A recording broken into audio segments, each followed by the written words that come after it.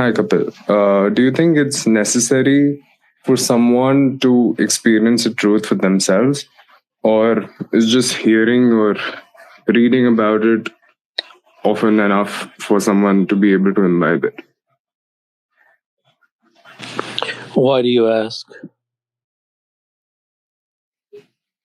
Because I feel like I've read about a lot of things that seem like the truth, but I don't know if I've necessarily been able to imbibe all of it.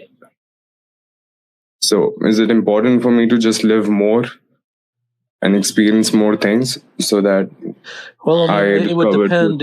It would depend what you mean by living more and experiencing more things. Because if you live more and you experience more things, but what you experience is untruth, then how would that bring you closer to the truth?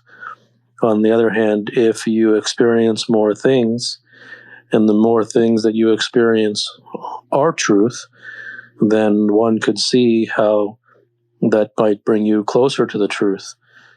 So it just by experiencing more, I mean, if you examine every person, who's 90 years old and 100 years old who reaches the end of their life, do they reach truth? No. And yet they've experienced a lot more than you or me. So experiencing life, while it certainly can teach lessons and, life experiences can be valuable, but as far as reaching the truth or learning the truth, I don't think years of living or how long you live has really much to do with truth, because one's life really isn't almost never tends to be about even wanting to learn truth. So just by experiencing life, how can that bring truth? Can you share your insight on love? When love becomes a very deep pain, how does one carries this through life? I think, humans use a lot of words,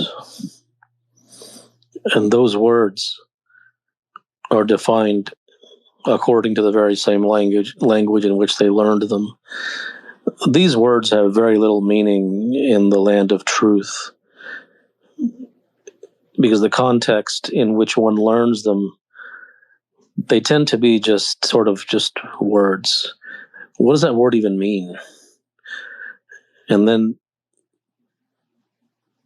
when pain arises from it, in actuality, the pain is much more understandable than so-called love. So all of these words, the context in which they're used, the things to which they're attached to, the things which they're used to refer to, one uses a bunch of words which have no foundation, or at least the person hasn't really examined the foundation. He just picked it up off a tree. And then he begins to ask questions about a word and a concept which he never really examined. And then when there's consequences to that, then he begins to ask questions about it when it should have been examined in the first place. So if you come in at the fourth and fifth stage, if you come in at the fourth and fifth level and begin asking about a fundament of a thing, then it really doesn't address the issue, because you're asking about Band-Aids placed upon Band-Aids. And you're asking about the fifth Band-Aid placed upon the other four.